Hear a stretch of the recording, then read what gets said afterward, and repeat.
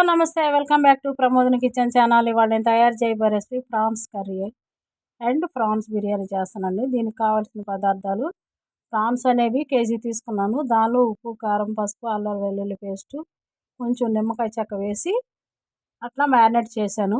అంటే 3-4 అవర్స్ అవుతుంది. అది మ్యారినేట్ చేసి ఫ్రిడ్జ్లో పెట్టాను. ఆనియన్స్, పచ్చిమిర్చి, టమాటా, చెక్క, లవంగ, యాలక్కాయలు, కొత్తిమీర, పుదీనా దీనిలోనే ఉందండి. ఇప్పుడు తయారీ విధానం చూద్దామండి. ఇదిగోండి, కొంచెం ఆయిల్ వేసుకున్నాం. దానిలో నెయ్యి కూడా వేసుకున్నాము. 1 టేబుల్ స్పూన్ నెయ్యి అనేది వేసుకున్నాను.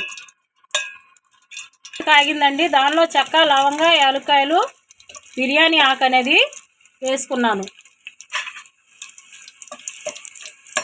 ఇది కొంచెం చిప్పట్లాడుతుండగా ఆనియన్స్ వేసుకుంటున్నాను.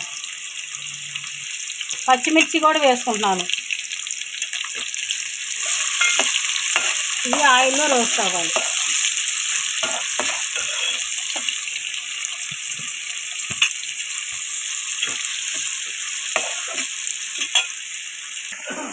ఇదిగోండి, కొంచెం వేసుకుంటున్నాను. ఆల్రెడీ దానిలో వేసాను రొయ్యల్లో మ్యారినేట్ చేసేటప్పుడు.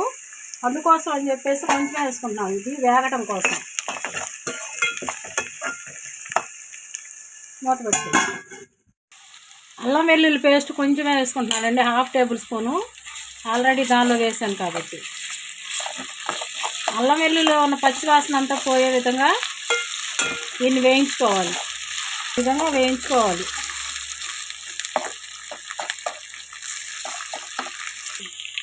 టమాటాలు వేసుకుంటున్నారండి.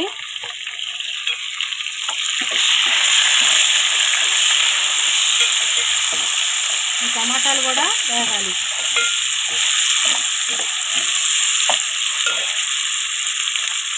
ఇదిగోండి, ఆ విధంగా ఉన్నప్పుడు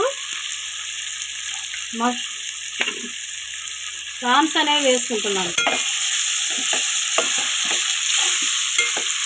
ప్రాన్స్ అనేవి నేను కేజీకి 1/2 కేజీ వేసుకుంటున్నాను. రైస్ 1/2 కేజీ తీసుకున్నాను. అందుకోసం ప్రాన్స్ కూడా 1/2 కేజీ తీసుకుంటున్నాను.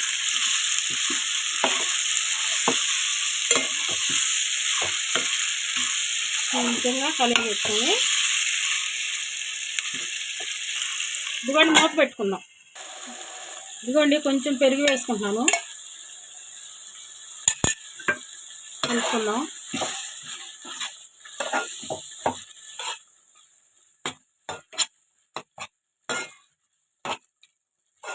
మూత పెట్టుకుందాం.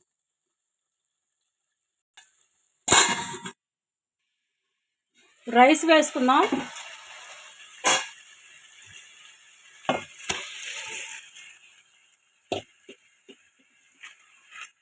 కలయి పెట్టుకుందాం. రైస్ వేసుకొని ఇదంతా కలయి పెట్టుకుందాం.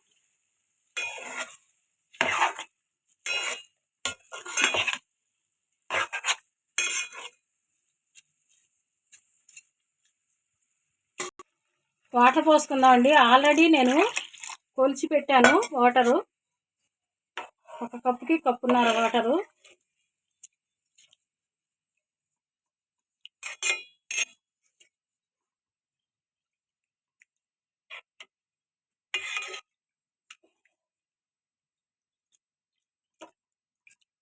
మూత పెట్టుకుందాం. ఇదిగోండి, ఒకసారి చూసుకుందాం. ఈ విధంగా వచ్చింది కదా. దీనిలో ఇప్పుడు నేను కొత్తిమీర, పుదీనా వేస్తున్నాను.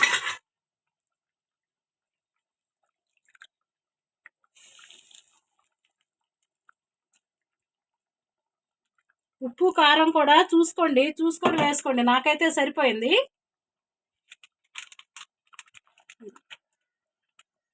కొంచెం ధనియాల పొడి వేస్తున్నాను. 1 టేబుల్ స్పూను ధనియాల పొడి వేసుకుంటున్నాను. ఉప్పు, కారాలు చాలకపోతే ఇప్పుడు అడ్జస్ట్ చేసుకోవచ్చు.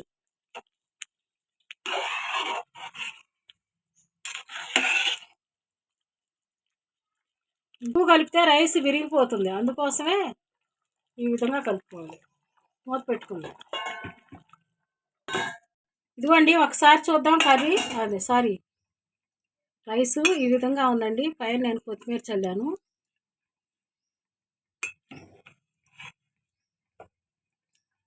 ఇదిగోండి, చాలా బాగా వచ్చిందండి రైసు. పొడి పొడిలాడుతూ బాగుంది.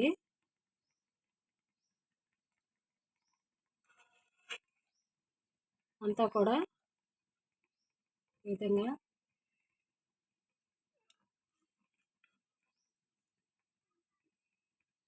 ఇంకోండి ప్రాన్స్.